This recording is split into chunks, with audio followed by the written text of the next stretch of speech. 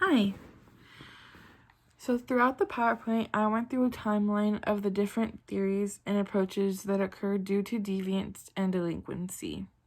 I also mentioned the theorists who came up with the theories themselves. Now for the oral part of this presentation, I'm going to elaborate more on anomie, since it has a huge time gap in between theories. So as mentioned in the PowerPoint presentation, the theory of anomie was first brought up by Emil Durkheim in the 1800s.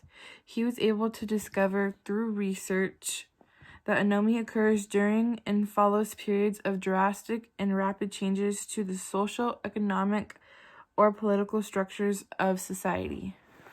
This causes people to have a feeling of disconnection because they themselves can't relate to the norms and values that are brought on by society. This also gives them the feeling of feeling lost. One can see that Durkheim saw anomie as a breakdown of the ties that bind people together to make a functional society, a state of social derangement.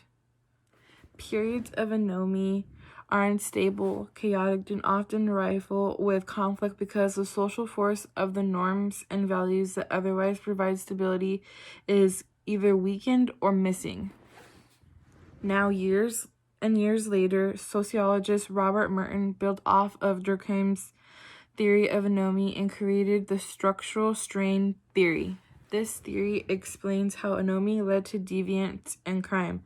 The theory shows that when society does not provide the necessary legal means that allow people to achieve culturally valued goals, people seek out alternative means that may break from the norm or may violate norms and laws. In other words, if people cannot attain the legitimate goal of economic success through dedication and hard work, they may turn to illegitimate means of doing so. In Merton's perspective, this is called social disorder. Merton developed strain theory by examining crime statistics by class.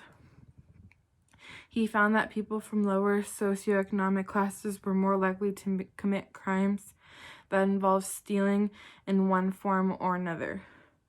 Structural strain theory also explains deviant behavior and an inevitable outcome of the distress individuals experience when they're deprived of ways to achieve culturally valued goals.